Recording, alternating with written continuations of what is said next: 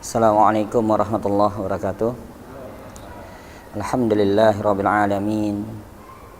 Amsaina ala fitratil Islam bi kalimati ikhlas wa ala dini nabiyyina Muhammad sallallahu alaihi wasallam wa ala millati abina Ibrahim hanifa ma kana minal musyrikin. Faqala fil Qur'anil Karim, a'udzu billahi as-sami'il 'alim minasy syaithanir rajim. Wa nazzil minal Qur'ani ma huwa syifaa'un wa rahmatul lil mu'minin. Ya alhamdulillah, segala puja dan puji hanya bagi Allah. Pada siang menjelang sore ini Allah memberikan kekuatan iman pada diri kita. Jadi tidak ada kata yang indah selain kita bersyukur kepada Allah. Nah, insyaallah tema kita kali ini tentang At-Tibun Nabawi, pengobatan cara Nabi, tapi bab yang kita angkat karena sekarang lagi marak ya, termasuk di Islam itu indah juga karena jadi banyak permintaan. Nah, tentang ruqyah syar'iyyah. Tentang ruqyah. Jadi ruqyah syar'iyyah ini pernah dulu di Indonesia kita munculkan tahun 2002. Ya. Kenapa kita munculkan di Indonesia tahun 2002? Ini kaitannya dengan salah satu majalah di Saudi yang mengangkat tentang negara Indonesia tersebut. Jadi majalah Mujtama itu mengangkat tentang Indonesia Daulatus Syirik. Indonesia negara syirik. Nah, maka pada saat itu kita berdialog dengan beberapa syekh. Nah, salah satunya ya yang hadir di situ adalah Ustadz Budi Asari juga. Nah, kita berdialog dan kita pulang dari sana lalu rapat untuk mendirikan satu alternatif tempat atau wadah, itulah yang namanya Ghaib Ruqyah Syar'iyyah. Nah, jadi mengimani sesuatu yang gaib. Nah, lalu akhir-akhir ini ketika kita melihat bab tentang ruqyah, ini sudah mulai terjadi banyak penyimpangan-penyimpangan. Ya, banyak penyimpangan seolah-olah pengkultusan kepada seseorang ya, atau dengan bacaan yang tidak jelas.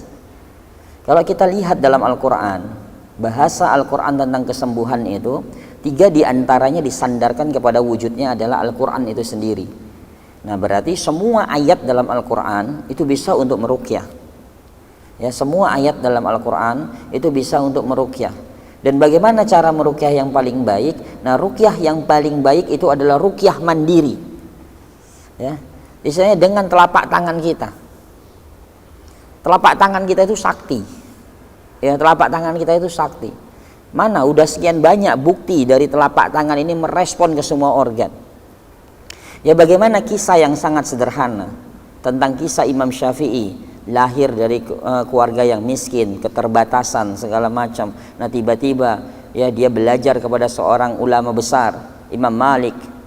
Pada saat itu Imam Malik selaku gurunya melihat ya, Imam Syafi'i itu kerjaannya kalau ada kajian atau mendengar majelis ilmu, tangannya ini, telapak tangannya itu bikin nulis. Jadi pakai telunjuknya terus nyoret-nyoret di telapak tangan. Jadi dia coret-coret. Nah, selesai kajian Imam Malik bertanya, "Wahai anak kecil, sini," karena masih kecil beliau. "Kenapa kamu main-main ketika saya menyampaikan keilmuan?" Apa jawab Imam Syafi'i? "Saya tidak main-main ya Syekh. Saya merekam, saya menulis apa yang Anda sampaikan. Apa yang Anda sampaikan saya rekam." Akhirnya Imam Malik mengatakan, "Coba apa yang saya sampaikan?" Ternyata Imam Syafi'i itu bisa menceritakan dari awal sampai akhir tentang kajian tersebut. Ya, jadi telapak tangan. Ya, telapak tangan. Dan bahkan dalam satu kisah ya, kita ada satu pasien yang sulit untuk bicara. Ya, sulit untuk bicara, akhirnya kita anjurkan kepada orang tuanya adalah terapi dengan telapak tangannya. Ambil telapak tangannya, panggil. Ya, misalnya kita ajak bicara ummi, abi. Nah, dia respon ke otaknya. Langsung dia bisa ngomong ummi, abi. Nah, makanya inilah keajaiban telapak tangan. Makanya di sini sentuhan langsung. Ya, sentuhan langsung dengan telapak tangan kita. Maka dianjurkan untuk banyak berdoa dengan apa? Telapak tangan kita. Ya, jadi misteri telapak tangan ini sangat luar biasa. Keajaiban telapak tangan ini luar biasa. Maka ketika Rasulullah sallallahu alaihi wasallam sakit, maka malaikat Jibril juga datang memegang kepala Nabi dengan telapak tangan. Ya. Nah, maka sebaiknya ruqyah itu adalah ruqyah mandiri. Lalu apa sih makna ruqyah yang sebenarnya? Nah, jadi ruqyah itu bukan untuk gangguan jin dan sihir saja. Ya, nanti kita bisa diskusi panjang. Ya, jadi ruqyah itu sebenarnya untuk semua penyakit fisik, non medis ya, penyakit medis itu semuanya bisa diruqyah. Ya. Nah, ruqyah makna bahasa artinya adalah doa-doa perlindungan. Ya, dari sisi makna bahasa. Ya, doa-doa perlindungan. Makna istilah dalam hukum syariah, ruqyah adalah doa-doa yang diambil dari Al-Qur'an maupun hadis-hadis yang sahih dan doa perlindungan bagi yang sehat. Jadi doa kesembuhan bagi yang sakit dan doa perlindungan bagi yang sehat. Ya, jadi tanpa kita sadarin, kita makan, baca doa itu bagian dari ruqyah karena mohon perlindungan kepada Allah. Ya, masuk kamar mandi, baca doa itu bagian dari ruqyah. Ya, karena mohon perlindungan, ya, dari jin, dari bakteri, dari virus yang ada di dalam kamar mandi. Ya, jadi semuanya itu adalah bagian bab dari ruqyah. Jadi tidak mesti untuk gangguan jin dan sihir. Nah, lalu kalau kita lihat tentang penyakit yang hari ini mungkin menjadi penyakit yang sangat menakutkan, ya, penyakit yang sangat menakutkan, dan jauh-jauh hari Rasulullah SAW sudah mengingatkan kepada kita tentang bahayanya penyakit ini. Ya, saya melihat di beberapa rumah sakit dan ini menjadi hal yang sangat luar biasa bagi dunia medis karena ini menjadi pemasukan yang sangat besar, yaitu penyakit kanker dan tumor. Ya. Jauh-jauh hari Rasulullah sudah mengingatkan dan para ulama sudah sepakat terhadap penyakit yaitu tumor dan kanker. Inilah yang dikatakan dalam bahasanya adalah saraton. Saraton itu adalah penyakit tumor atau kanker yang disebabkan, kata para ulama ini, disebabkan dari mana? Dari ain, dari pandangan mata. Ya. Makanya jangan heran kalau ada yang terkena kanker, ada yang kena tumor, ya, bacakan Al-Quran. Ya, pegang bagian dia yang sakit, bacakan Al-Quran, dia bisa ngamuk. Ya, saya di Darmais, di harapan kita itu nangani pasien-pasien yang terkena kanker dan alhamdulillah Allah berikan kesembuhan itu. Dengan apa? Kita hanya ngebimbing dia untuk memegang bagian sakit dan dibacakan langsung. Ternyata ngamuk, muntah-muntah, muntah darah segala macam. Nah, setelah itu diperiksa, sel kankernya mengecil. Nah, ini lagi kita tangani juga kanker prostat yang tadinya dokter juga sudah menyerah. Nah, ternyata diajak untuk bagaimana cara meruqyah mandiri. Setiap hari dia bacakan, diusapkan ke bagian sakit. Nah, selama sepekan dengan Al-Quran dibacakan dan diusapkan, ternyata sel kankernya tinggal 1. Tadinya di prostatnya banyak, titiknya tinggal 1. Jadi kebetulan dia orang berada, jadi ngetesnya gampang. Biasa dia langsung ke lab, ya, diperiksa semuanya dengan dikasih makan gula. Jadi kanker itu makan gula, jadi nyala semuanya sel kanker dalam tubuhnya. Ya, jadi dalam USG ketahuan lampu, kayak ada lampu-lampu. Nah, ini sel kanker semuanya. Ya, tapi ternyata dengan Al-Quran perubahannya sangat luar biasa. Nah, makanya disinilah kita mengajarkan bagaimana Nabi menganjurkan kepada kita itu untuk menjaga pandangan. Ya, tidak untuk mengekspos diri. Dalam artian nih bahaya nih tentang masalah medsos nih. Ya, karena sebagian besar ada salah satu narsum kita yang selalu saya nasehatin juga tentang bahaya anak makan di shoot, masukin di medsos. Nah, akhirnya anaknya penyakitan terus sakit. Nah, kenapa? Itu kerjaan. Ya, kerjaan orang tua yang memancing bahwa anaknya itu bagus segala macam, ternyata sekian banyak orang yang melihat tidak menyebutkan Masya Allah Tabarakallah, maka anak tersebut kena penyakit ain. Jadi penyakit ain ini tidak hanya untuk manusia, rumah juga bisa terkena ain, mobil juga bisa terkena ain. Maka kalau kita lihat di Timur Tengah, setiap mobil belakangnya pasti tulisannya Masya Allah Tabarakallah. Kenapa? Itu untuk menghindarin orang yang melihat punya ketajaman mata sehingga orang itu bisa kecelaka, mobilnya bisa celaka. Ya. Di depan rumah orang-orang Arab itu biasa ada tulisannya gitu juga, Masya Allah Tabarakallah. Jadi ketika orang lihat rumah pasti lihat tulisan dulu. Ya, untuk menjaga apa? Menjaga dari ain. Ya, kalau zaman dulu ketika sahabat sakit, sahabat langsung bicara sama Rasulullah, ya Rasulullah saya menderita sakit. Satu sakit gatal-gatal yang parah. Lalu ditanya siapa yang melihat sahabat ini ketika dia berwudu, melihat aurat, ya, melihat auratnya. Lalu di antara sahabat ada yang mengacung dengan mengatakan saya ya Rasulullah. Maka berwuduklah dan air wudu itu untuk dimandikan orang yang terkena ain. Nah, pada saat itu bisa langsung. Nah, kalau sekarang seluruh Indonesia lihat siapa yang punya ketajaman mata, kita nggak tahu. Ya, makanya yang terpenting adalah adab. Ya, adab. Ustaz, saya harus mengupload. Ya, baca ta'awudz, baca doa perlindungan. Ya, kalau memang harus, kalau memang urgent. Ya, tapi kalau tidak ya nggak usah upload, nggak ada manfaatnya. Ya, ini munculnya ada. Jangankan begitu, misalnya ada dua orang ibu saja bawa anak, yang satu hanya mengatakan, anak saya gemuk, anak saya cantik, anak saya ganteng. Ternyata ibu satu ini hanya di dalam dirinya, waduh kamu tuh terlalu bangga, terlalu ujub, terlalu sombong ini. Nah itu bisa kena ain. Jadi ain itu muncul, penyakit ain itu muncul bukan dari sesuatu yang hanya hasut, orang dengki. Tapi ain itu juga bisa muncul karena takjub melihat sesuatu. Ya. Makanya mudahkan lisan kita untuk menyebutkan Masya Allah. Kita nggak tahu di antara kita punya penyakit ain, punya ketajaman mata. Ya. Ya, punya ketajaman mata kita nggak tahu. Ya tiba-tiba di antara kita ngelihat sesuatu yang takjub, wah ini bagus sekali, pakaiannya bagus segala macam, bisa sakit-sakitan orang yang dilihat. Ya, ini makanya bahaya ain. Nah, lalu Islam mengajarkan tentang ruqyah syar'iyah, tentang ruqyah mandiri. Bagaimana ruqyah mandiri? Maka yang paling mudah adalah ambil telapak tangan kita, dua telapak tangan kita, bacakan doa di sana. Apa yang paling mudah untuk dibacakan doa? Ya, kalau kita lihat urutan sederhananya, salah satunya adalah surat Al-Fatihah. Riwayatnya banyak tentang surat Al-Fatihah. Ya. Nah, lalu apa lagi? Surat Al-Baqarah, 10 ayat dari surat Al-Baqarah. Ya 1 sampai 5 sudah 5, tambah ayat kursi sudah 6, tambah 2 ayat setelah ayat kursi 8, ya tambah 2 ayat terakhir surat Al-Baqarah itu 10. Nah, maka Ibnu Abbas mengatakan siapa yang baca itu setan berlarian. Jadi pada satu bacakan itu 10 ayat dari surat Al-Baqarah dan ditambah lagi muawijatain salasa, Al-Ikhlas, Al-Falaq, An-Nas 3 kali tiupkan dan niatkan dalam diri ya sebagai doa perlindungan. Ya kalau seandainya ada gangguan yang menyumbat di dalam pembuluh darah, minta kepada Allah untuk dilepaskan semua sumbatan-sumbatan itu, tiupkan dan diusapkan ke seluruh tubuh kita. Diusapkan ke seluruh tubuh kita. Dan itu dilakukan setiap hari. Ya, itu dilakukan setiap hari. Saya pernah ditelepon seorang pasien, Ustaz, tempurung saya itu kering. Dia nggak bisa apa-apa. Usia sudah 70 tahun. Jantung saya bocor. Ya.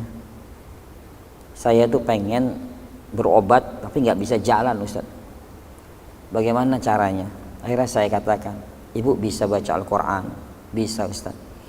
Nah sekarang ibu minta sama Allah. Minta sama Allah, sungguh-sungguh mintanya. Jangan tanggung-tanggung minta sama Allah. Ya, apa yang dibacakan? Tadi yang saya anjurkan tadi. Bacakan, terus usapkan bagian yang sakit. Terus diusapkan.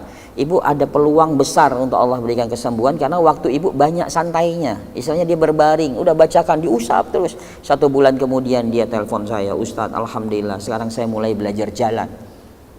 Padahal kalau ke dokter, apa kata dokter? Itu harus dibongkar tempurungnya, dikasih cairan, dan itu proses pengembalian itu 6 bulan. Dan 6 bulan itu belum tentu juga bisa jalan karena usia sudah 70 tahun. Ya. Jadi bacakan, diusapkan. Nah 1 bulan kemudian dia ngabarin. Nah hampir 3 bulan berikutnya dia telepon lagi dengan nangis yang sangat luar biasa. Ustadz, alhamdulillah Allah berikan perubahan luar biasa. Saya sekarang sudah bisa ke pasar. Saya sudah bisa belanja. Nah, ini menandakan bab di sini adalah keseriusan. Ketika kita minta sama Allah, ketika sakit, ya, ketika kita berharap penuh kepada Allah, Allah pasti kasih. Ya. Jadi luar biasa. Jadi kalau minta ya jangan tanggung-tanggung. Kecuali ada seorang tabi'in minta kesembuhannya itu sebagian, nggak full. Ya, seorang tabi'in walaupun dia hidup di zaman Rasulullah. Kenapa dikatakan tabi'in? Karena dia tidak pernah ketemu dengan Nabi. Dia tidak pernah ketemu dengan Nabi. Dia banyak belajar kepada sahabat Nabi. Itu Uwais Al-Qarni. Dia tinggal di Yaman, mengurus ibunya yang nggak bisa jalan, terus diurusin. Dia taat sekali sama ibunya, tapi setiap siang dia selesai ngurus ibunya, dia mengembala dan dia pandangin kota Madinah. Kerinduan dia kepada Rasulullah luar biasa. Sampai suatu saat ya beliau minta izin sama ibunya untuk bertemu dengan Rasulullah. Ya diizinkan, tapi sampai Madinah nggak ketemu karena Rasulullah sedang di perbatasan. Nah suatu saat dia sakit. Dia sakit, kalau bahasa kita itu sakit kusta, Pak. Pada saat itu belang, lepra dan kusta itu lagi mewabah. Tapi doanya unik. Dia berdoa itu unik. Apa doanya? Ya Allah, berikanlah aku kesembuhan, tapi sisahkan sedikit penyakit itu dalam tubuhku. Bayangkan, ya Allah berikanlah aku kesembuhan tapi sisahkan sedikit penyakit itu di tubuhku. Kenapa? Alasan beliau sederhana, dengan adanya sedikit penyakit yang masih menempel, aku semakin bersyukur kepadamu. Kalau aku sembuh semuanya, aku tidak bersyukur kepadamu. Ya, Uwais Al-Qarni, seorang pengembala, tapi doanya luar biasa. Sekali dia mengangkat tangan, aras Allah getar. Maka ketika Rasulullah mengatakan, datanglah kepada orang yang wajahnya lesu, pakaiannya kusam, ya, kerjaannya mengembala dan dia taat kepada ibunya. Dia adalah Uwais Al-Qarni. Walaupun Rasulullah tidak pernah ketemu dengan dia. Maka dipanggillah Umar bin Khattab, mintalah kepada dia untuk didoakan. Mintalah kepada dia untuk didoakan, untuk diampunkan oleh Allah. Maka akhirnya Umar bin Khattab pun setiap tahun musim haji selalu bertanya kabilah-kabilah dari Yaman, apakah ada yang namanya Uwais Al-Qarni? Uwais Al-Qarni, dia nggak ada, sampai akhirnya orang Yaman kaget, siapa itu, sampai Amirul Mukminin mencarinya. Nah, intinya adalah ketika kita sakit, ya, ketika kita berdoa, itu keseriusan yang besar, berharap penuh kepada Allah, sehingga Allah memberikan jawabannya itu juga luar biasa kepada kita. Jangan ragu untuk meminta kepada Allah. Ya, jangan ragu untuk meminta kepada Allah. Nah, ada kisah juga yang menarik, para jamaah sekalian. Nanti setelah ini kita tanya jawab. Seorang pengusaha kaya dari Mesir. Ya, pengusaha kaya dari Mesir, dia stroke. Kepalanya saja yang bisa bergerak. Jadi kepalanya saja yang bisa bergerak. Tiba-tiba dia panggil ajudannya, karena dia orang kaya. Saya pengen umroh. Ya, tolong bawa saya ke Masjidil Haram. Saya pengen beribadah di sana. Nggak bisa, karena izinnya sulit. Pakai kursi roda bisa, tapi pakai kasur nggak bisa. Bisa, izin Allah insya Allah bisa, dengan keyakinan dia, karena dia tidak bisa bergerak sama sekali. Jadi dia di kasur aja, cuma kepalanya aja bisa bergerak. Ya? Nah, ini buat orang-orang yang sakit ini harus termotivasi. Orang yang dikasih kenikmatan sama Allah, ya, tinggal kepalanya saja yang bergerak, tapi selalu bersyukur di hadapan Allah. Tidak pernah mengeluh dia. Akhirnya dia katakan, bawa saya ke sana. Ya, tolong di. Nah, akhirnya ajudannya datang ke Masjidil Haram, minta izin segala macam. Allah mudahkan dan alhamdulillah diizinkan. Singkat cerita, pengusaha kaya ini yang disayang sama Allah hanya kepalanya yang bergerak, ya. Lalu sampailah di depan Masjidil Haram dan di depan Ka'bah dia berdoa. Doanya dahsyat. Apa doanya? Ya Allah, katanya, aku datang sesuai dengan janjimu. Ya, tapi hari ini aku minta ya Allah, sembuhkan aku dari penyakit setelah keluar dari sini. Dari mana? Dari depan Ka'bah. Keluar dari Masjidil Haram ini, berikan aku kesembuhan, atau keluar dari sini aku wafat. Dia berdoa dengan sungguh-sungguh, terus dia berdoa kepada Allah sampai meminta, ya Allah, aku minta kepadamu, aku tagih janjimu, aku berdoa di depan rumahmu, katanya, ketika aku keluar dari sini diberi kesembuhan, atau keluar dari sini aku wafat. Dan terus dia ucapkan seperti itu. Akhirnya dia tertidur. Nah, dia tertidur. Dalam tidurnya tiba-tiba seolah dia membisikkan, sudah saatnya kakimu melangkah, sudah saatnya kakimu melangkah. Dan kisah ini diangkat sampai hari ini di kalangan dokter-dokter di Saudi. Ya, sudah saatnya kakimu melangkah. Akhirnya dia terbangun dari tidur, dia menggerakkan kaki, lalu tiba-tiba dia tawaf, dan semua dokter yang mendampingin dia dan ajudannya semua menangis karena dia bisa tawaf, dia bisa menggerakkan tubuhnya semuanya. Nah, intinya apa?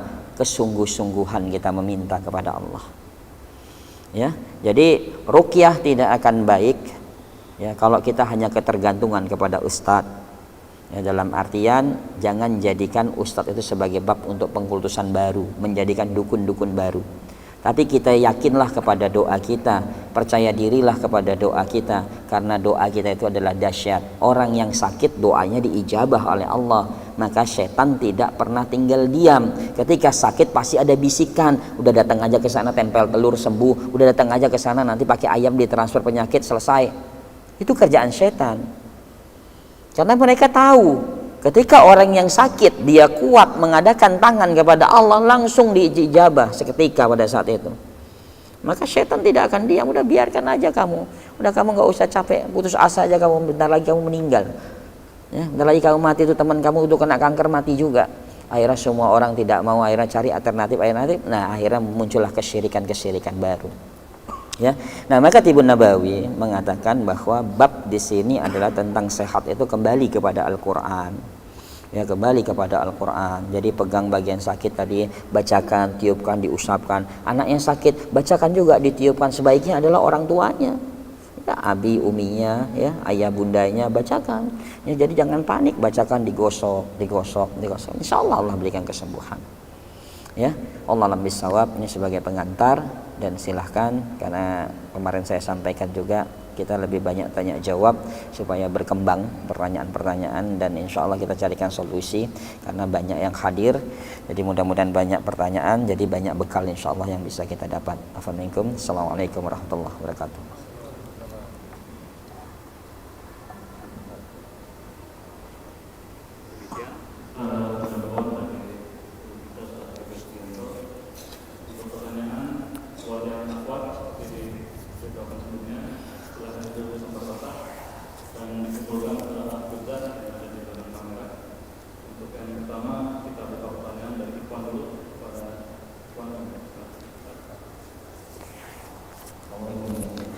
Waalaikumsalam warahmatullahi wabarakatuh.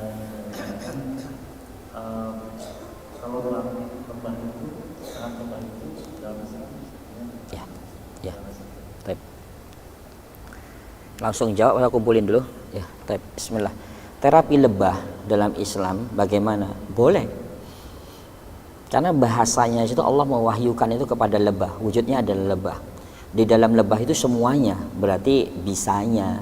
Ya, karena sifat dari bisa itu memanas. Jadi terapi sengat lebah itu biasa membakar ya kolesterol, melancarkan peredaran darah. Boleh, silakan, itu sama dengan akupuntur, Pak. Kalau kaitannya dengan hadis yang tidak boleh membunuh lebah. Ya. Nah, jadi sebenarnya kalau hadis lebah itu tidak dibunuh juga usianya pendek, Pak. Ya, usianya pendek. Karena pada saat dia menyengat itu, ya dia tidak langsung mati sebenarnya. Kalau kita biarkan dia bisa ada waktu 1 hari. Dan lebah pekerja itu waktunya memang tidak lama. Waktunya tidak lama. Ya, jadi setiap dia ini memang dia pasti akan mati. Nah, lalu bagaimana tentang hadis? Nah, kalau membunuh hanya sekedar membunuh bukan untuk bab tentang pengobatan, nah itu yang tidak boleh. Tapi bab tentang pengobatan itu dibolehkan. Ya, sama dengan ketika misalnya tentang organ manusia. Ya, ini dibahas oleh Syekh Utsaimin dalam fatwanya, ya, tentang dikumpulkannya para dokter-dokter semuanya dan ditanya tentang hukumnya ya kita membeli organ manusia sebagai penelitian, untuk sebagai riset. Jadi ada orang yang meninggal diizinkan untuk diriset. Nah, itu bagaimana, sedangkan ini kan organnya nanti harus dikembalikan lagi. Nah, di situ Syekh Utsaimin mengatakan dibenarkan, dibolehkan. Dibolehkan dalam bab tentang ilmu pengetahuan dan kesehatan. Itu dalam fatwanya pernah disebutkan, insyaallah. Tapi kalau iseng-iseng kita bunuhin lebah, ya paling kita yang diserang. Ya, tapi mungkin itu, Pak.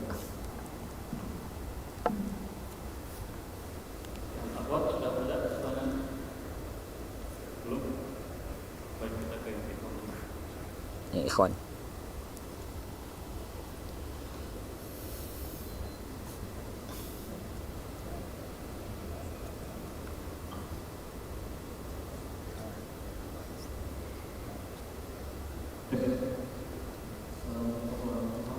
Waalaikumsalam warahmatullahi wabarakatuh.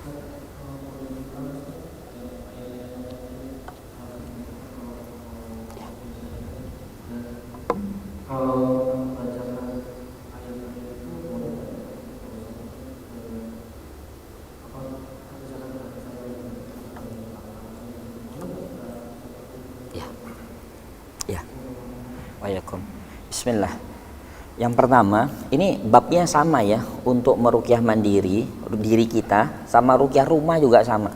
Jadi nggak usah pusing-pusing, Ustaz, ruqyah rumah sunnahnya baca Al-Baqarah. Betul, baca Al-Baqarah, baca keseluruhan. Tapi memang hadisnya setelah dibacakan Al-Baqarah itu selama 3 hari saja. Maka yang dianjurkan adalah setiap hari. Jadi jangan heran nanti kalau kita bacakan di air, misalnya di ember, di baskom, ya, baca tadi misalnya surah Al-Fatihah berulang-ulang, berapa kali, nggak usah dihitung karena tidak ada riwayat untuk menjumlahkan tentang surah Al-Fatihah. Ya, Ibnu Qayyim pernah mengatakan di bab pertama tentang kitab Tibun Nabawi atau dalam kitab Zadul Ma'ad jilid yang keempat, dikatakan bahwa ketika membaca surat Al-Fatihah itu ketika ada muridnya yang sakit itu hanya berulang-ulang. Ditanya berapa kali ya Syekh? Aku tidak pernah menghitung jumlahnya karena tidak pernah disandarkan tentang jumlah dari Rasulullah. Jadi baca Al-Fatihah berulang-ulang kali saja atau hanya sekali saja.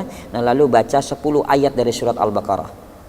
Ya, baca 10 ayat dari surat Al-Baqarah 1 sampai 5, sudah 5. Tambah ayat kursi 6, tambah 2 ayat setelah ayat kursi berarti 8, tambah 2 ayat terakhir surat Al-Baqarah berarti 10. Ya. Lalu ditambah lagi muawwijatain, salasa, Al-Ikhlas, Al-Falaq, An-Nas 3 kali 3 kali. Ya, ditiupkan di telapak tangan, diusapkan ke seluruhnya. Sampai maaf ya, itu kalau misalnya wanita biasa sering ada gangguan sekitar rahimnya semuanya digosok. Ya, karena sering sekali terjadi penyempitan pada rahim, itu kerjaan mereka. Sulit punya anak itu kerjaan mereka. Yang menyumbat semuanya itu kerjaan jin. Ya.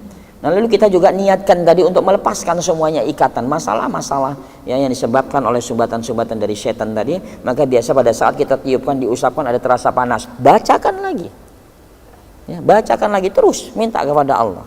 Terus ambil air, nah semprotin sekitar rumah ya, sesempatnya, misalnya setiap sehari sekali boleh, terus sisanya bikin ngepel. Dibenarkan oleh para ulama. Terjadi ijtihad para ulama itu membenarkan untuk dijadikan ngepel. Nanti jangan heran tiba-tiba yang di rumah tadi banyak serangga tiba-tiba hilang atau ada muncul ular segala macam, jangan heran. Ya, kita nggak tahu pada saat kita beli rumah dulu pernah ditanamin sesuatu sama pemilik rumah yang lama supaya laku segala macam untuk penjagaan. Kita nggak tahu, maka bacakan saja. Ya, jadi bacakan itu. Jadi baik nanti untuk anak-anak kita juga baik, setiap mau tidur bacakan, diusapkan semuanya untuk penjagaan. Niatkan saja kok untuk anak-anak kita sebagai doa perlindungan. Ya, untuk penjagaan. Nah, kita doa kesembuhan. Ya, jadi itu. Jadi boleh namanya mau ditiupkan, tapi sebaiknya emang ditiupkan dulu baru diusapkan. Ya, jadi lama misalnya daerah punuknya berat, bacakan diusapkan lama di sini. Nanti tiba-tiba mual, muntahin saja. Jadi jangan pernah terpikir oleh kita nanti gimana Ustadz kalau reaksi ngamuk-ngamuk. Ya. Jin itu tidak ada satu riwayat pun dalam Al-Quran derajatnya itu lebih tinggi daripada manusia. Allah memuliakan anak cucu Adam, bukan anak jin atau anak syaitan. Jin yang taat kepada Allah itu tidak akan pernah mau masuk ke dalam tubuh manusia. Ya. Berarti kalau kita lebih mulia, nah kita itu bisa menggerakkan dia. Misalnya tiba-tiba pusing atau tangannya bergerak, udah kita pukul, diam kamu, dia diam. Tapi kalau kita panik, dia berakting. Maka coba lihat kalau ada ruqyah masal atau ada orang kesurupan, lainnya itu panik, wah jinnya senang berakting. Maka kalau ada kesurupan gitu, udah masukin di kamar, yakinin kamar itu bersih dari lukisan, dari patung-patung, dari musik-musik, biarin. Nanti dia pergi sendiri. Apa kata jinnya? Saya berakting, gak ada yang nonton. Iya, dia pergi sendiri. Nah, tapi semakin banyak orang ya panik gini-gini, wah dia senang. Akhirnya merembet ke sini, ke sini, jadi pusing. Dan waktunya pintar, dia sengaja dihimpit dengan waktu sholat supaya kita disibukkan untuk ngurus itu saja. Ya, ini hati-hati, ini jebakan setan.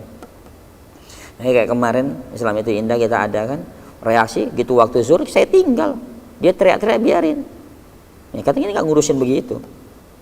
Nah, setelah saya sholat kita doakan saja, ternyata setelah sholat dia keluar. Ya, karena apa? Sengaja dia memulur-mulur waktu supaya kita tidak sholat tepat waktu. Itu hati-hati. Ya, ini kaidahnya beda dengan seorang dokter yang sedang nangani pasien yang pada saat itu harus dioperasi, tindakan lanjut. Nah, sedangkan ini kalau ditinggalin juga nggak apa-ngapain. Karena nggak ada jin itu langsung mencekik orang mati, yang ada hanya di TV. Iya, karena Ikrimah radhiyallahu anhu mengatakan bahwa sesungguhnya jin itu takut kepada kalian sebagaimana kalian takut sama dia. Nah, sama-sama takut. Ya, jadi sama-sama takut. Maka Ikrimah mengatakan, mana yang takutnya lebih, maka dia akan bisa membuat kalian menjadi takut karena gila, penyakit gila karena ketakutan kalian sendiri. Nah, jadi yang menjadikan penyakit gila itu karena ketakutan kita sendiri. Nah, makanya para ulama mengatakan kalau ada jin yang menampakkan diri, ancam dia. Ya, pergi kamu. Dia akan pergi. Tapi jangan jin, pergi ya jin ya. Pergi ya, kesurupan kita ya. Ya, ancam, pergi kamu. Nah, makanya jarang sekali ada jin mau menampakkan diri. Ya, kecuali di sekitar kita ada tukang sihirnya sebagai teman dia. Nah, maka para ulama mengatakan kalau ada jin yang menampakkan diri, maka hukum yang terjadi adalah hukum manusia. Ambil batu dilempar kena dia, ambil pisau ditusuk mati. Mana riwayat yang mengatakan ketika jin itu menyerupai ular di zaman pemuda Ansor, ular itu dibunuh mati, lalu Rasulullah mengatakan itu adalah bangsa jin. Iya, jadi jangan takut walaupun di Indonesia ini banyak macam-macam jinnya. Ya, maka saya katakan, pernah saya sampaikan bahwa melihat pendapatan per kapita di setiap negara itu bisa dilihat dari hantunya, bisa lihat dari jinnya. Coba kita lihat di Saudi kan, jinnya itu tinggalnya di lampu Aladin, emas, ya, pakaiannya banyak emas, ya, pakai permadani bagus. Eropa lihat, tinggal di kastel, mobil mewah, ya kan? Dracula lihat aja filmnya kan, tinggalnya di kastel. Di Indonesia menyedihkan, rambut compang-camping, tinggal di pohon, ya, di gudang, pekerjaannya tukang nasi goreng. Wah, itulah pendapatan per kapita masyarakatnya. Ya, jadi tergantung dari jinnya. Ya, di Jerman bagus dia, tinggalnya di kastel, di kuil segala macam, pakaiannya bagus. Indonesia ada yang cuma pakai celananya doang, kecil-kecil lagi. Ya begitu. Ya, jadi nggak usah kita khawatir. Saya dulu pernah ketika isu tentang kolor hijau, saya tungguin di Jakarta tuh cari kolor hijau, nggak ketemu juga. Yang adanya orang yang jualan. Nah, terus di Semarang ada hantu cekik, saya sama Ustadz Budi ikut ngeronda, mana hantu cekiknya, nggak ketemu. Ya, jadi jangan khawatir kalau ada. Coba siapa yang pernah misalnya memang ada jin seperti pocong, berani nggak disumpah karena Allah betul jin seperti pocong? Pasti jawabnya katanya. Katanya, kenapa? Masyarakatnya sudah didoktrin bahwa jin itu seperti pocong, jin itu seperti kuntilanak, jin itu seperti gondorwo, maka dia muncul seperti itu. Coba dari awal dididik, nak, jin itu ganteng, cantik, ya munculnya ganteng sama cantik. Ya, jadi kita jangan pernah takut sama mereka, tanamkan akidah yang benar kepada anak-anak kita, jangan ditakut-takutin, ya, supaya apa? Anak-anak kita tuh berani nanti dengan mereka. Ya, hari ini mereka kuat karena sebagian besar manusia itu meyakini keberadaan dia, maka dia semakin kuat. Ya, jadi jangan percaya terhadap mereka. Ya, type ada lagi? Ya.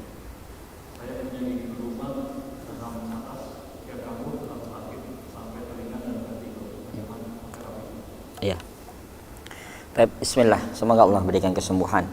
Bab tentang gigi ini memang sangat luar biasa ya, apalagi kalau sudah berlubang ini tugas kita hanya penjagaan atau ya datang ke dokter gigi. Islam tidak pernah melarang kita untuk datang ke dokter gigi, tapi bab yang harus kita pelajari adalah bagaimana merawat gigi, ya, bagaimana merawat gigi. Nanti sekaligus nanti bagaimana herbal untuk kumur-kumur masalah gigi berlubang segala macam. Nah, ini yang perlu kita pahami. Kenapa anjuran tentang siwak, ya? Maka Nabi mengatakan laluan asqa ala ummatan wahidatan bisiwak. Kalau tidak memberatkan atas umatku maka siwak, sikat gigi.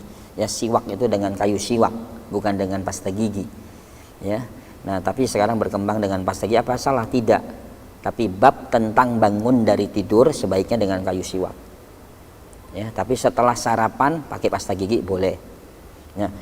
Kenapa? Kita ambil pelajaran cara merawat gigi dengan kayu siwak. Dan inilah cara mensikat gigi yang benar. Coba ada nggak orang pakai kayu siwak nyikatnya begini? Tidak ada, tapi atas bawah. Ya, makanya inilah yang dicontoh oleh para dokter gigi bahwa sikat gigi yang paling baik itu satu arah, yang dari bawah ke atas, ya, yang dari atas ke bawah, ya, sampai ujung-ujungnya. Nah, makanya Nabi menganjurkan ketika berwudu masukkan telunjuk untuk membersihkan ujung-ujungnya. Yang menyebabkan bau mulut itu adalah biasanya sela-sela di ujung. Nah, maka sikat gigi kalau ada sikat gigi cari yang ujungnya kecil. Nah, untuk bisa masuk ke paling belakang. Nah, jadi yang bagian bawah kita tarik ke atas semuanya. Ya, dalam juga sama. Ya, ditarik semuanya. Nah, baru kita gosok atasnya, bagian tengahnya.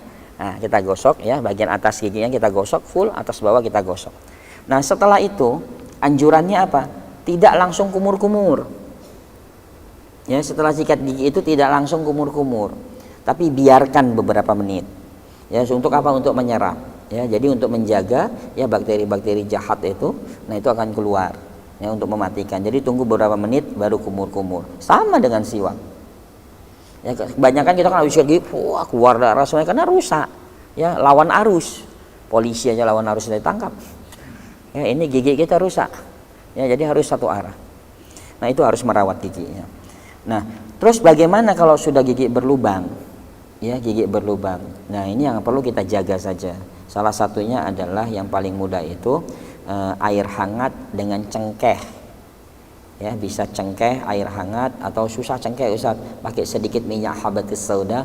Nah, kumur untuk menjaga apa di gigi berlubangnya itu bakteri-bakterinya bisa dibunuh, dimatikan. Karena ini gara-gara gigi ini bisa kemana-mana. Ya, orang sakit tulang itu bisa pengaruh karena ada gigi berlubang. Ya, jadi memang lubang itu mengganggu. Di jalan aja berlubang kita harus minggir kan?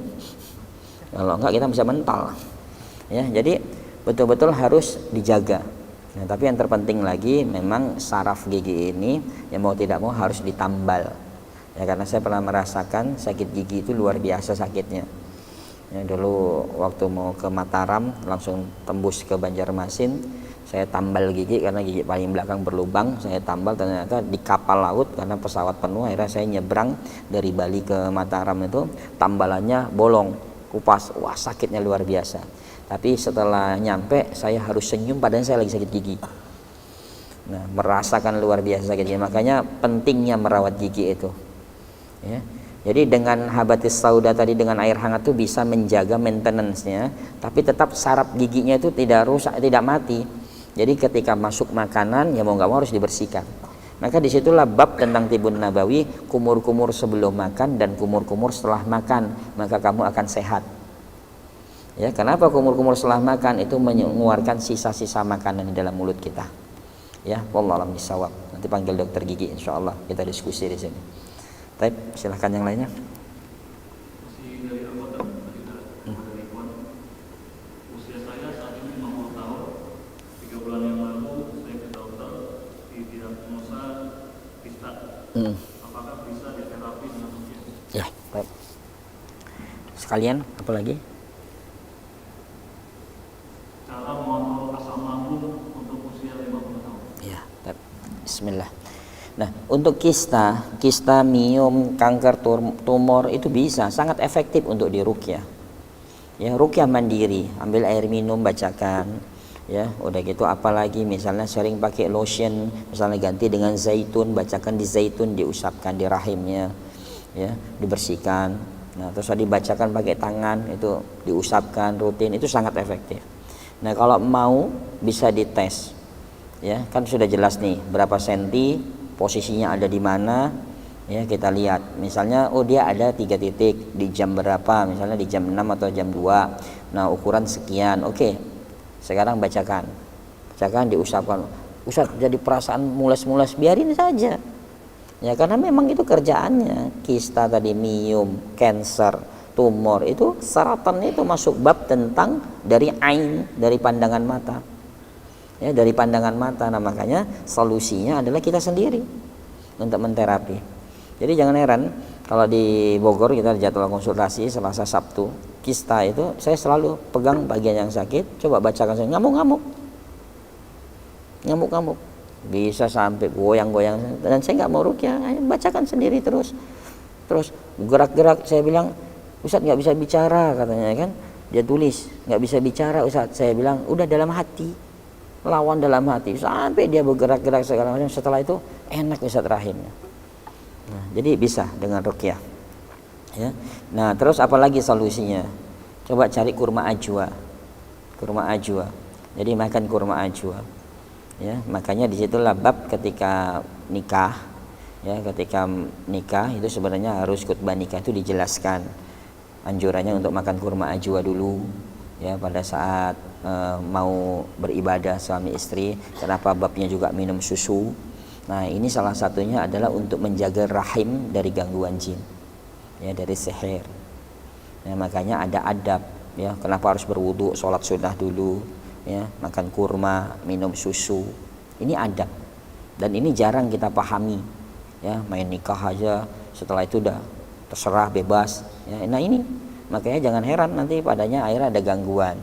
Nanti ketahuan kalau orang yang ada gangguan, apakah itu sihir mahabbah atau apa. Nah, itu dengan susu dan kurma tadi akan bereaksi. Jadi akhirnya melepaskan ikatan rahimnya yang tadinya ditutup sama mereka, karena ini ada pasien itu sampai kemaluannya itu dibor sama dokter karena dokter itu bingung. Secara ilmu kedokteran dia bisa buang air kecil, dia bisa haid segala macam, tapi ketika masukin selang kecil langsung ngunci. Akhirnya dokter itu ngebor ya 3 titik di kemaluan istrinya, ya ternyata apa, jinnya yang mengunci. Akhirnya saya katakan yang bisa menterapi suaminya. Akhirnya suaminya diajar untuk meruqyah sendiri, ya. Nah, dan alhamdulillah Allah berikan kesembuhan. Sekarang lagi proses bayi tabung, ya karena fisiknya lemah sekali. Ya, jadi bisa untuk kista. Nah, yang kedua tentang asam lambung. Nah, asam lambung ini mengontrolnya salah satunya adalah merubah pola makan malam. Ya, penyebab terjadinya asam lambungnya itu karena kita mau tidur mesti makan. Ini kesalahan besar kita. Nah, jadi makan malam ini babnya kita kadang kebalik juga, malam makan aja buah, nggak usah makan nasi. Nah, tidak ada satu riwayat pun tentang malam itu dianjurkan banyak makan buah. Karena buah itu dianjurkannya adalah pas sholat 5 waktu. Ya, berarti di waktu ya pagi, siang, nah malam itu isya. Sedangkan kita mau tidur itu lebih dari isya. Misalnya lebih dari jam 7. Ya, setiap 5 waktu itu babnya adalah sebelum sholat itu adalah jalan ke masjid, dan setelah itu makan buah dan sayur baru makan. Ya, maka malam hari kalau kita lihat adab yang disampaikan oleh Rasulullah, maka Rasulullah biasa malam itu banyak makan labu. Ya, labu atau walo yang kuning itu yang sering bikin kolak. Ya, itu biasa di malam hari untuk apa? Untuk mendinginkan lambung. Kalau buah ya, walaupun dia ringan tapi dia memiliki asam. Nah, asam ini akan mempengaruhi ketika tidur. Ya, jadi asamnya akan mempengaruhi ketika tidur, yang seharusnya lambung istirahat jadi lambung bekerja untuk mengurai asamnya. Nah, makanya Nabi ketika malam itu gandum atau labu yang dikonsumsi. Ya, untuk meringankan. Nah, makanya asam lambung itu terjadi karena penumpukan toksin terutama dari malam hari. Kita mau tidur makan. Coba aja misalnya nanti malam makan sate atau makan ikan. Nah, 1 jam setelah itu tidur. Biasa pagi keluar asam di mulut. Ya, keluar asam, makan sate banyak. Nah, logika manusia kalau makan sate atau makan ikan banyak, wah enak tidurnya. Tapi besok pagi lihat bangun tidur badannya sakit semuanya. Nah, kenapa? Yang seharusnya mata terpejam, lambung juga harus istirahat. Tapi dipaksakan lambung untuk bekerja sehingga apa? Proses fermentasi di dalam pencernaan kita tidak sempurna. Allah memberikan pahlawan untuk mengurai makanan itu, itulah yang namanya lactobacillus dengan beberapa skrin di dalam tubuh kita. Dia tidak bekerja karena terlalu asam, karena tumpukan-tumpukan yang terlalu banyak. Ya, makanya rata-rata program diet itu adalah malam itu dikurangi makan. Ya, jadi maintenance. Nah, terus di pagi hari itu dianjurkan, memang Rasulullah SAW menganjurkan bangun tidur itu mengkonsumsi madu dengan air hangat. Cari madu yang karakternya manis, karena lambung itu suka yang manis. Tapi jangan jadi alasan lagi, suami saya sudah manis Ustadz, katanya. Jadi cukuplah saya melihat suami saya terus minum air putih jadi manis, katanya. Jangan. Ya, jadi minum madu yang karakternya manis, dari nektar yang manis. Untuk apa? Lambung sukanya yang manis. Nah, kenapa bangun tidur? Karena untuk menggantikan probiotik baru, karena madu sebagai pre. Nah, ketika masuk prebiotiknya, maka probiotik makan dan berkembang di dalam pencernaan kita. Ya, maka pahlawan-pahlawan yang Allah ciptakan berkembang baik. Nah, terus di waktu sarapan, nah ini untuk asam lambung banyak sebenarnya, nanti bisa kita kasih tentang pola makan Rasulullah, udah kita rangkum, nanti saya kasih ke siapa, nanti bisa tinggal di print, udah tinggal 1 lembar kok, di situ lengkap, jam sekian makannya ini, jam sekian makannya ini, nanti makan cuka jam 4, ya selain cuka apa saja itu udah ada semuanya, nanti saya kasih aja, nanti insya Allah bisa di WA, tinggal dibagi-bagi, ya ditempel di rumah untuk disiplin. Ya, jadi nggak usah diet yang aneh-aneh itu lakuin, nanti kurus, tapi jangan lihat saya. Ya, jadi itu. Taip, ada lagi? Ya, silakan.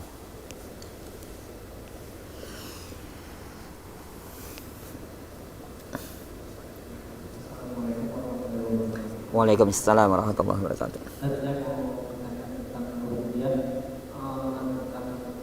Kebanyakan kita kan tahu itu cara kerja diberikan oleh orang tua, guru itu gimana? Ya, baik. Bismillah. Hukum asal dulu tentang indigo. Islam tidak ada yang namanya indera keenam. Ya, indigo itu dalam Islam dimentahkan. Adanya adalah jin yang diwariskan. Ya, jin yang diwariskan. Nah, yang bisa melepaskan siapa? Ya dirinya sendiri. Ya logika begini, kita dapat harta warisan. Sudah diberikan kepada si kita. Namanya sudah nama kita. Bisa nggak kakak kita menjual? Nggak bisa. Yang bisa menjual adalah yang tercantum namanya di sana. Nah, maka untuk melepaskan jin nasab yang ada pada diri kita itu adalah diri kita sendiri. Bagaimana caranya? Selain membacakan tadi setiap hari, nah setiap 5 waktu memberikan nasihat pada diri sendiri. Contohnya begini, wahai jin yang ada dalam tubuh saya, ya, saya ikhlas apapun yang Allah berikan kepada saya, maka saya peringatkan kepada kamu, kalau dulu kamu punya perjanjian dengan kakek saya, nenek saya, atau orang tua saya, nah sekarang lepaskanlah. Perjanjian yang batil itu boleh dilanggar, tapi perjanjian kepada Allah tidak boleh. Jadi nanti seperti ada pribadi ganda. Ya misalnya tidak, saya disuruh sama orang tua kamu untuk jaga kamu. Kita balik lagi ke diri kita lagi kan. Ya, kamu disuruh sama orang tua saya untuk menjaga saya. Nah, tapi hari ini saya yakin penjagaan itu hanya Allah. Jadi terus seperti itu untuk apa? Semakin lemah dia semakin lemah, nanti keluar dengan sendirinya. Yang penting satu, ya, jangan dimanfaatkan oleh orang sekitarnya, karena banyak masyarakat akhirnya anak saya bisa melihat jin kecil-kecil, diajak, nak mau beli rumah nih, rumahnya ada jinnya enggak? Nah itu semakin kuat. Ya, kalau dia masih kecil, maka didiklah dia keimanan akidah yang benar. Nanti ketika balik baru dikeluarkan, karena dia yang mendorong sendirinya. Ya, jadi dalam Islam tidak ada, yang ada hanya firasat mukmin. Itu ketika Umar ya mendengar langkah kuda ketika sholat itu, nah tapi tidak bisa diulang. Ya, disinilah perbedaan antara karamah dengan sihir. Ya, ciri-ciri karamah itu adalah orang yang diberikan karamah oleh Allah, dia tidak sadar bahwa dia punya karamah. Nah, yang kedua tidak bisa diulang. Ya, jadi tiba-tiba dia bisa jalan di air, terus besoknya dia jalan lagi di air. Ya, itu nggak bisa. Kalau itu bisa diulang itu sihir. Dan karamah tidak bisa diwariskan. Ya, karena Allah berikan kepada kesolehan seseorang. Ya, sama dengan mujizat. Tidak seenaknya Nabi Musa ambil tongkat pukul-pukul laut untuk terbelah dia supaya jalan-jalan. Tapi perintah dari Allah. Tapi kalau sihir dia bisa diwariskan, dia bisa dipelajari, dia bisa diulang-ulang. Ya, saya pernah ada seorang kiai tanda petik, ya nanti dipotong, nanti diserang sama para kiai, karena banyak di daerah Jawa itu mesti menggunakan seperti itu. Ya, apa kata mereka? Ustadz, saya punya kemampuan untuk bisa jalan di air dan bisa disolat di air, di atas air. Nah ini banyak yang mengatakan gitu. Terus saya bilang, Pak Kiai, kita itu suruh sholat di masjid. Kalau sholat di air makmumnya siapa?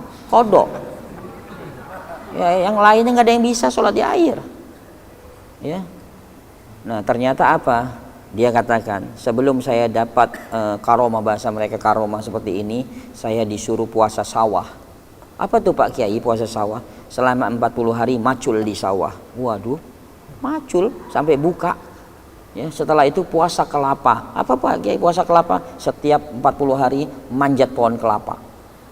Jadi manjatin pohon kelapa terus katanya. Baru nanti terakhir saya duduk di bawah pohon kelapa. Di situ nanti ada wanita yang cantik. Biasa dia minta dikhitbah sama saya, minta dinikahin sama saya. Nah, disitulah Allah kasih karomah. Bukan karomah. Ya, itu jin yang ditarik. Ya, karena apa? Menyimpang dari hukum syar'i. Tidak ada dalam hukum syar'i puasa sawah, puasa kelapa, segala macam tidak ada. Ya. Jadi itu. Jadi yang bisa mengusirnya itu adalah dirinya sendiri. Ya, dengan apa? Tadi berikan nasihat diri kita sendiri. Ya, pasti pertebal keimanan kita. Karena apa? Setan itu pintar. Dia akan menggoda kita dengan segala cara. Ya, sama dengan kisah kakak beradik. Kakaknya orang soleh, tinggal di masjid. Adiknya pemilik tempat perzinahan, prostitusi. Ya. Jinnya ini menggoda, apa setannya ini menggoda kakaknya. Apa kata jin? Kata setan ini kan, sekali-sekali kamu datang dong, lihat tuh adik kamu bisnisnya sukses, bisnis prostitusi, ya coba kamu ke sana. Wah kuat kakaknya. Tapi tiba-tiba si setan ini mencari celah. Apa kata setan? Membisikin kakaknya, coba sekali-sekali kamu melakukan kemaksiatan. Bagaimana kamu merasakan kelezatannya taubat kalau kamu tidak bermaksiat, hanya beribadah terus kepada Allah? Lalu Ya, kalau kamu ini bertobat pasti langsung Allah akan ampunin. Makanya lakuin maksiat dan disitulah kamu merasakan kelezatannya taubat. Akhirnya kakak yang soleh tadi tiba-tiba tergiur, dia datang ke tempat prostitusi adiknya. Karena tahu adiknya dapat bisikan, coba kamu cari kakak kamu, bagaimana kamu bisa merasakan kelezatannya iman kalau terus kamu melakukan prostitusi seperti ini. Jadi adiknya ke masjid, kakaknya ke tempat prostitusi.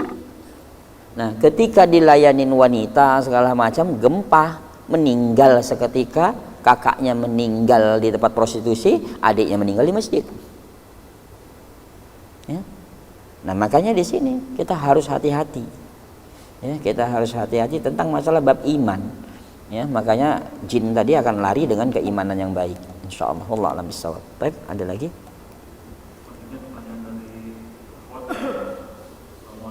Waalaikumsalam warahmatullahi wabarakatuh. Ini saya usia sekitar 70 tahunan, kaki kiri tepatnya dan kaki tidak bisa ditekuk. Sudah hampir 3 tahun tidak bisa jongkok. Mohon solusinya Ustaz. Ya, baik, sekalian aja, ada lagi? Selanjutnya, Assalamualaikum warahmatullahi wabarakatuh. Waalaikumsalam warahmatullahi Ustaz, saya pernah sakit kulit yang susah sekali sembuhnya hingga saya pernah meminum darah ular dan memakai daging cicak. Sedangkan menurut Islam diharamkan bangkai, darah dan apapun yang disembelih selain mengucapkan nama Allah. Betul. Menurut Ustaz, apakah hal-hal yang diharamkan tersebut diperbolehkan jika untuk pengobatan? Ya, baik. Terima kasih. Assalamualaikum warahmatullahi wabarakatuh. Waalaikumsalam. Bismillah, semoga Allah mudahkan. Yang pertama tentang masalah nenek tadi. Ya, kalau neneknya masih bisa berdiri, ya, diusahakan diajak berjemur. Ya, diajak berjemur. Kalau dia kan tidak bisa, misalnya apakah duduk atau apa, tapi dia bisa misalnya berdiri sambil berbaring. Nah, supaya tidak kaku, karena ini di usia 70 tahun memang ekstra keras kerjanya. Ya, ibarat motor udah turun mesin semuanya, harus cabutin satu-satu, dibenahi. Nah, jadi tugas kita adalah tinggal maintenance-nya saja. Ya, nggak mungkin menjadi baru langsung dia bisa lari. Ya, karena udah 70 tahun. Nah, tapi saraf itu tetap harus dilatih. Ya, tetap harus dilatih. Bagaimana? Berjemur di waktu pagi. Ya, berjemur di waktu pagi. Nah, suruh berdiri pelan, udah itu gerakan ruku sambil panasin pinggangnya. Ya, kalau mau rajin, ya, cucunya atau anaknya, ya, tapi kalau misalnya dekat sama cucunya, karena biasanya faktor kesembuhan itu juga merasa nyaman dulu. Kalau sudah nyaman, berarti Allah berikan kesembuhan. Ya, misalnya dia dekat sama cucunya. Nah, pegang tangan cucunya, ya, pegang sendiri tangan kita yang mau menterapi neneknya tadi. Nah, bacakan di situ, tiupkan di jari-jari kita. Nah, tekan daerah pinggangnya. Misalnya daerah pinggang, itu daerah sini. Ya, ini kanan kiri, ini tulang, ini kanan kiri. Nah, tekan dengan jari kita, terus memanjang, jadi keluar, ke arah keluar. Ya, bisa sampel biar nggak bingung. Ya, ngadep ke sana. Nah, jadi ini kita bisa tekan seperti ini, tekan keras, ya, ke arah luar. Nah, ini juga tekan.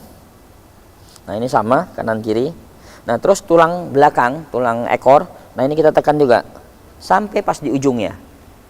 Ya, lalu ini kan bentuknya seperti ini. Nah, ini kita tekan juga. Ya, sampai ke dalam. Nah, ini di terapi. Nah, supaya apa? Yang tadinya kaku untuk bergerak, insya Allah bisa bergerak. Tapi bacakan dulu. Ya, bacakan dulu, semakin nanti kita yakin ternyata dahsyat. Ya, silakan. Karena ternyata di India sendiri ada penelitian, ahli akupuntur dipanggil. Sama-sama kasus saraf kejepit. Di akupuntur semuanya orang. Ya, ternyata ada satu yang reaksinya cepat. Nah, salah satunya ditanya, ternyata dia adalah seorang ahli akupuntur muslim. Apa rahasianya? Ketika dia menusukkan jarumnya, dia membacakan doa kesembuhan. Ya, As'alallahal-azim wa rabbal arsyil azim an yashfi. Terus dibacakan ketika dia nusuk. Nah, ternyata setiap dia menangani pasien dia lakukan itu. Maka pas diambil keputusan bahwa proses kecepatannya 3 kali lebih cepat dibandingkan dengan akupuntur yang biasa. Nah, ini riset. Ini penelitian. Ya. Dan dilakukan itu bukan negara muslim. Ya, jadi ini dahsyat. Jadi pentingnya doa. Jadi bacakan. Nah, terus tadi masalah daging ular atau darah ular, cicak segala macam. Ada prinsip dalam Atibun Nabawi, tidak ada bab tentang darurat di sini.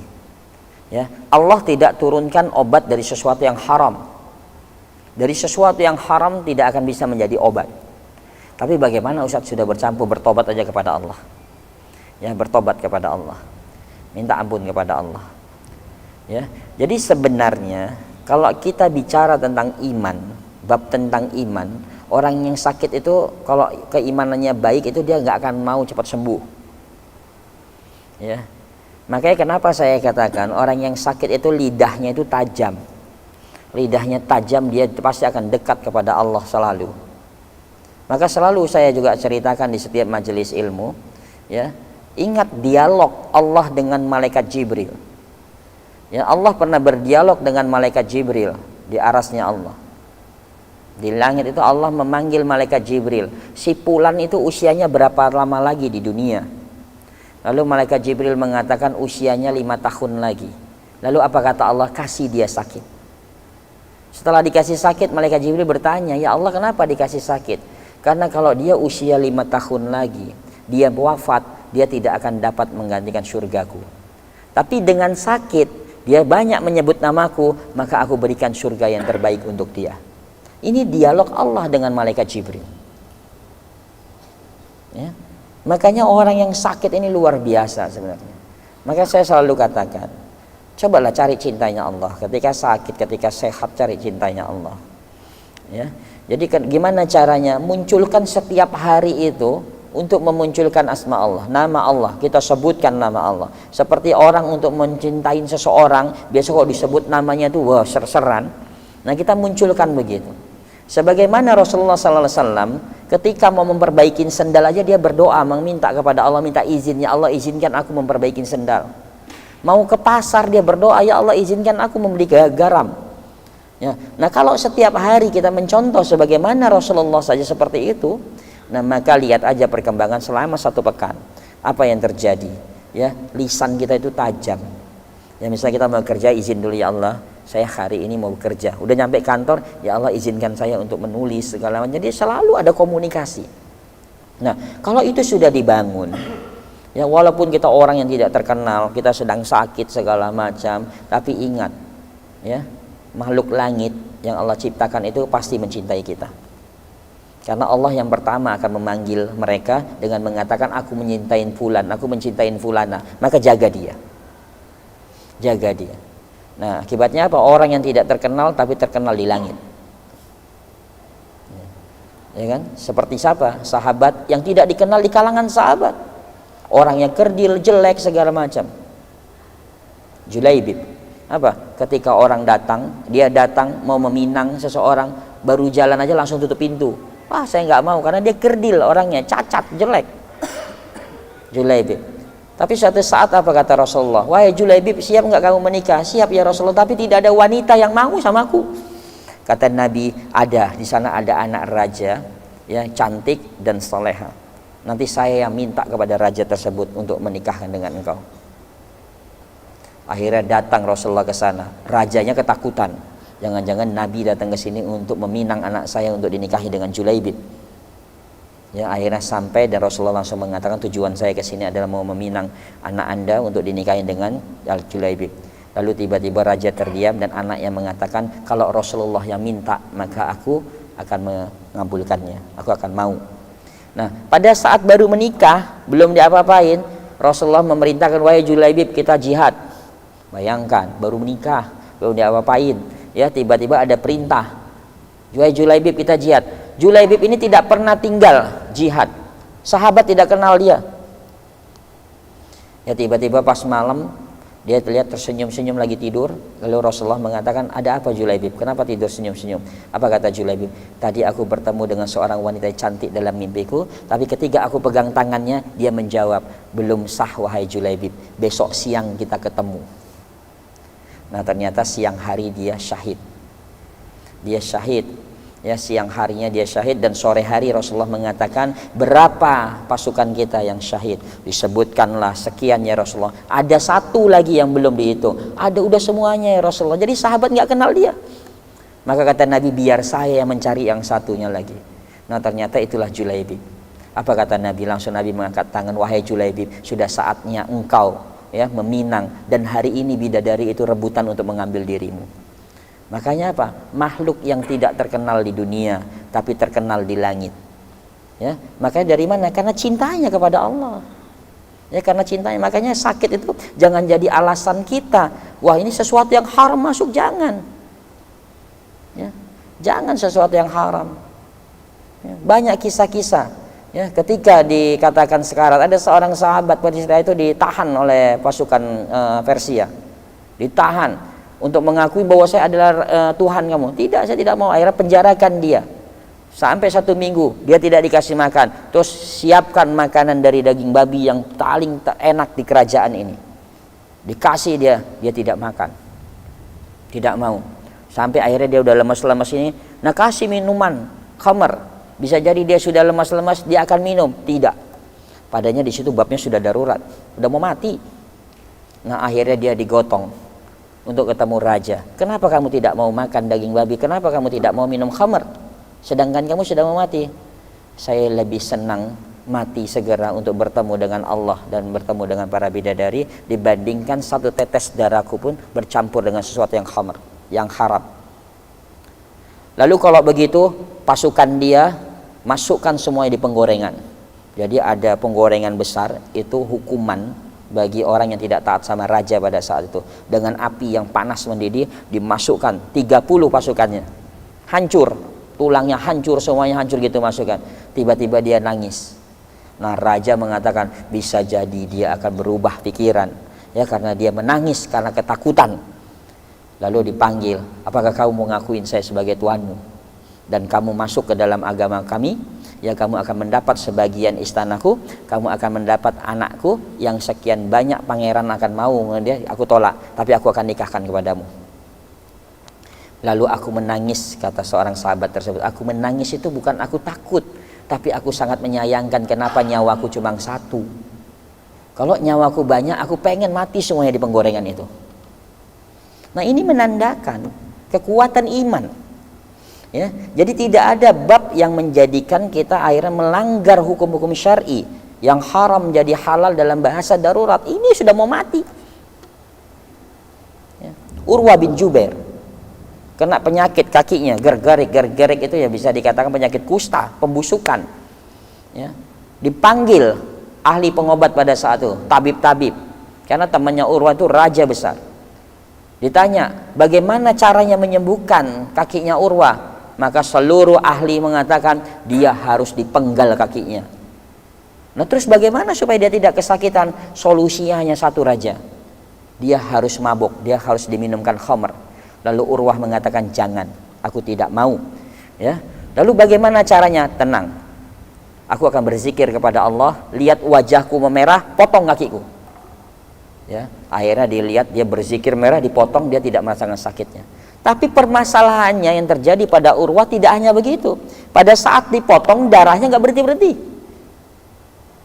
Lalu tanya lagi tabibnya sama raja, terus bagaimana lagi untuk menghentikan darahnya ini? Maka para tabib itu mengatakan solusinya hanya 1, ini harus disiram dengan minyak panas untuk menghentikan darahnya. Lalu kata Urwah, lakukan. Saya tidak mau minum khamr untuk menghilangkan sakit sesaat, ya, tapi lakukan. Akhirnya disiram minyak panasnya mendidih, dia pingsan. Ya, dia pingsan, ya, lalu pada saat dia bangun, kakinya darahnya sudah berhenti. Nah, ini menandakan, ya, bahwa orang-orang terdahulu itu ujiannya jauh lebih berat dibandingkan dengan kita.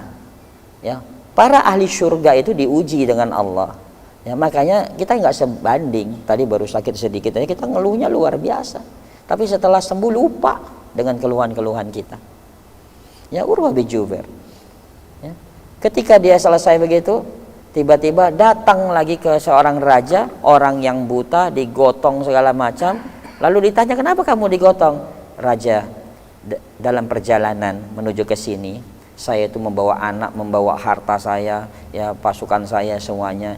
Tiba-tiba satu malam itu kami tertidur. Nah, tiba-tiba terjadi banjir. Bayangkan di padang pasir kalau banjir itu seperti apa. Nah, padang pasir. Tiba-tiba semua hartaku hanyut di situ. Nah, aku hanya melihat jeritan anakku satu yang nyangkut di akar pohon tersebut, lalu pada saat aku mau selamatkan dimakan binatang buas. Di depanku, anakku lihat kepalanya habis dimakan binatang buas. Lalu tiba-tiba aku menangis, dan disitulah Allah antarkan, ya, ada sebatang kayu yang menusuk kedua mataku dan akhirnya aku buta. Aku habis semuanya. Tapi aku bersyukur kepada Allah, aku masih bisa berjalan dan lisanku masih bisa bicara. Maka raja mengatakan, panggil Urwah ke sini. Panggil, nah wahai Urwah, ujian kamu itu belum seberapa dibandingkan dengan ujian orang tersebut. Nah, makanya ini menjadi pembelajaran bahwa orang yang sakit jangan mau bercermin pada cermin yang dia milikin sendiri, tapi bercerminlah pada cermin orang lain, sehingga kita masih bersyukur kepada Allah. Kita bisa menggerakkan tangan kita, kita bisa mengedipkan mata kita, masih banyak rasa syukur dan nikmat yang Allah berikan kepada kita. Ya, jadi itu yang harus kita tanamkan. Jadi jangan lagi ada sesuatu yang haram masuk ke dalam tubuh kita. Bayangkan, para ulama mengatakan satu dosa kecil, ya, itu selama 1 bulan baru dihapuskan. Satu dosa kecil, ya, satu dosa kecil 1 bulan baru dihapuskan. Bagaimana dengan dosa-dosa yang kita lakukan? Nah, kok ditambah lagi dengan sesuatu yang haram? Ya, ini hati-hati. Kita minta ampun kepada Allah. Insya Allah Allah ampunkan semuanya. Baik, ada lagi?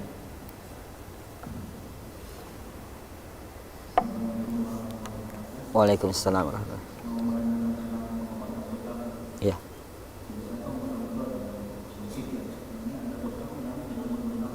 Ya. Betul. Baik.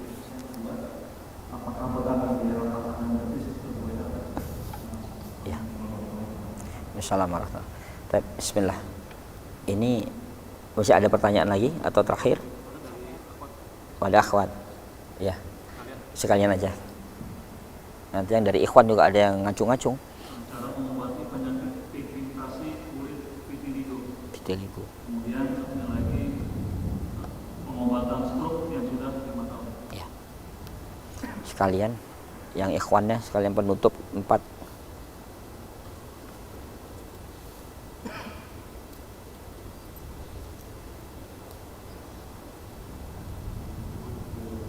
Waalaikumsalam warahmatullahi wabarakatuh.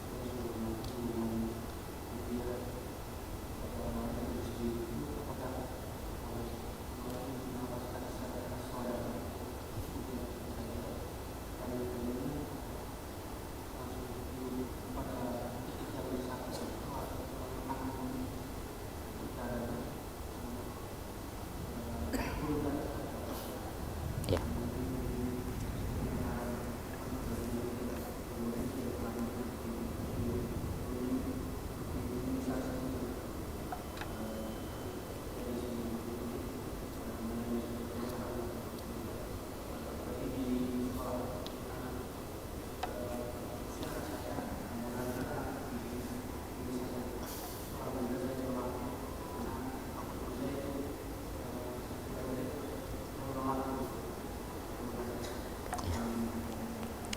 Waalaikumsalam.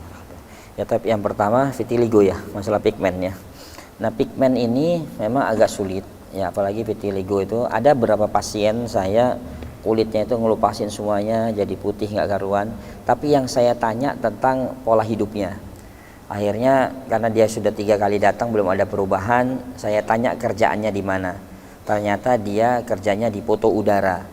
Nah, poto udara itu biasanya ruangannya itu suhu yang paling tinggi itu 16. Jadi biasa di bawah 10 segala macam, karena supaya menjaga.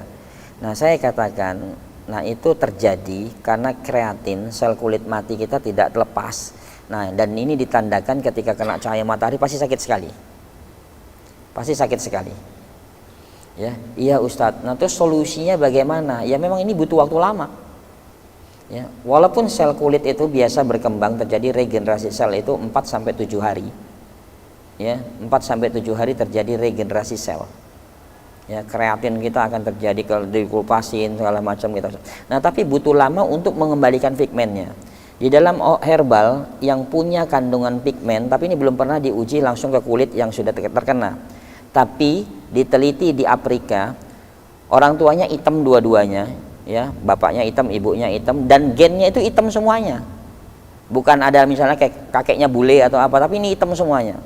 Nah ini diteliti, ketika hamil dia dikasih bunga saffron. Saffron itu sekarang lagi ngetren gara-gara kita sering ngisi kajian tentang saffron bisa merubah pigmen di dalam kandungan. Nah sekarang akhirnya Avon pakai saffron segala macam. Nah saffron itu seperti rumput-rumputan yang ada di Irak. Saya dulu meneliti itu karena saya pengen anak keempat saya putih. Ya jadi saya beli di Saudi itu bunga saffron, mahal bunganya, tapi karena untuk riset. Ya, itu per kilo itu lumayan luar biasa. Kalau yang bagus itu sekitar 26 juta. Ya, mungkin pigmennya juga takut karena harganya mahal. Tapi minumnya sedikit-sedikit, nggak mesti harus sampai sekilo habis sampai melahirkan. Nggak, minumnya sedikit-sedikit. Jadi dia itu banyak sekali, sekilo banyak. Kenapa saya beli sekilo itu? Karena saya butuh yang untuk riset. Nah pada saat setiap pagi sore saya kasih makan, saya kasih minum tuh teh saffron itu terus, ya, jadi warnanya hampir seperti merah terus ya. Nah pas lahiran anak saya putih sekali. Ya, dan itu terjadi. Ya. Dari sekian banyak yang anak Afrika tadi itu lahir putih, ya. Untung dia nggak nanya, bapak saya hitam, saya putih sendiri di sini. Ya. Tapi ini terjadi pigmen untuk masalah pigmen, ya. Tapi ini buat anak-anak atau yang masih dalam kandungan. Untuk kita berharap kepada Allah, kita kasih nutrisi juga yang baik, ya secara nutrisi ini bisa merubah pigmen.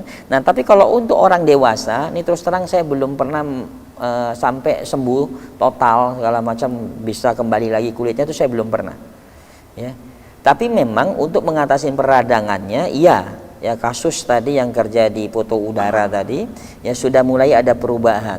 Tapi ya masyarakat Indonesia ini sulitnya ini tidak pernah istiqomah.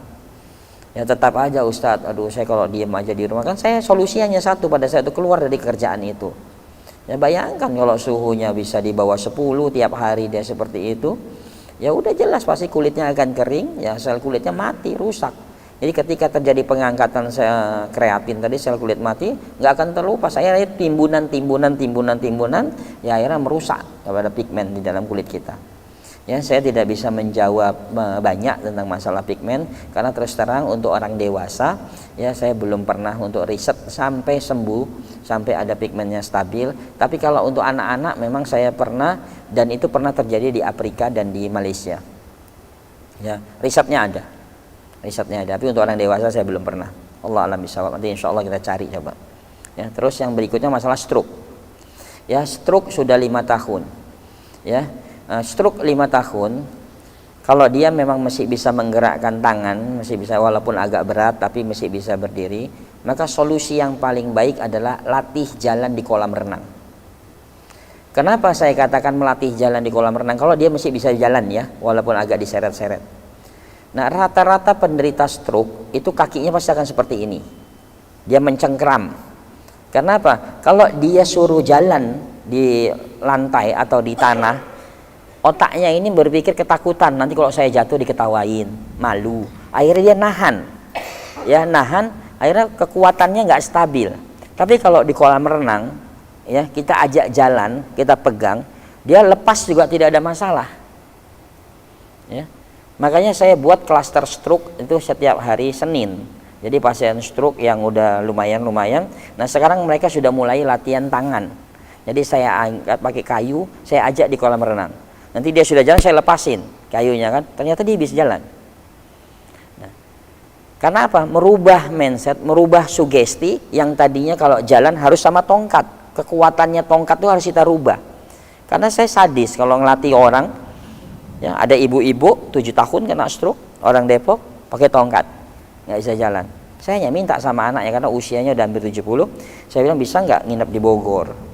Bisa, yuk kita cari kontrakan. Akhirnya cari kontrakan. Ya, saya ajak di kolam renang, masuk, dia katanya nggak kuat dingin, kuat bu, saya bilang kan, saya ajak di tengah-tengah, saya tinggalin sendiri, saya jalan, ibu mau jalan sendiri, saya tungguin di atas, kalau enggak saya tunggu biarin aja sampai sore. Akhirnya dia jalan pelan-pelan, terus dia sampai pelan jalan pelan-pelan, nah bisa. Nah jadi bagaimana Allah bisa memberikan ya kesembuhan kalau dianya itu otaknya masih ketergantungan sama benda. Ya, jadi bukan sama Allah, dia yakin ketika Allah sudah meyakini kamu akan sembuh. Ya coba kamu jalan, langkah kaki, oh nggak bisa, nggak mungkin ini saya masih pegang tongkat. Nah lepaskan tongkatnya. Ya, kita tunggu di atasnya. Ternyata dia bisa jalan. Akhirnya saya videoin, saya rekam, saya kirim ke anaknya nangis-nangis.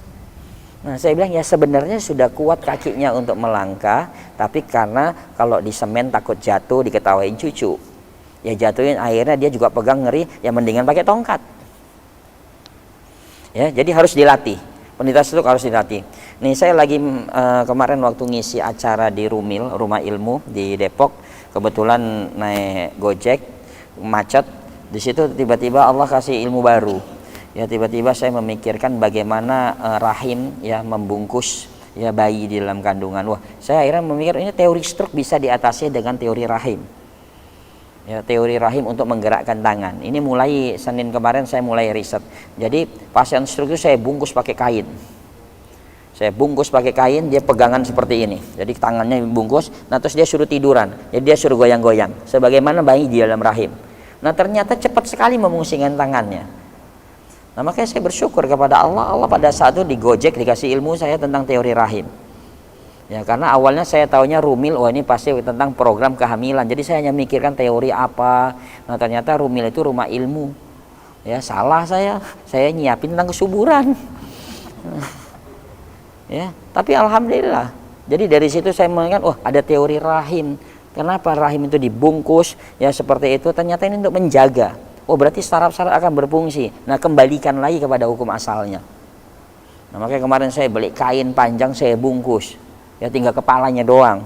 Ya kenapa Ustadz? Udah biarin aja, yang penting nggak saya sholatin di sini. Udah dia gerak. Ternyata tangannya jadi kuat. Tangannya jadi kuat. Ya. Jadi banyak cara Allah sebenarnya kan. Jadi stroke itu harus dilatih. Nggak mungkin hanya dia minum obat aja sembuh. Butuh latihan. Ya, jadi dari nol lagi misalnya sebagaimana latihan jalan, merangkak segala macam dilatih semuanya. Dan harus tega. Karena bukan anak bayi lagi, anak bayi jatuh biasa. Ini orang tua yang dilatih. Pasti dia malu, rasa malunya lebih kuat. Ya, Allah alam bisawab. Nah, terus tadi yang pertanyaan yang pertamanya nggak begitu jelas. Yang tentang masalah ruqyah. Nah, ya, bekam. Oh, bekam dulu Afan.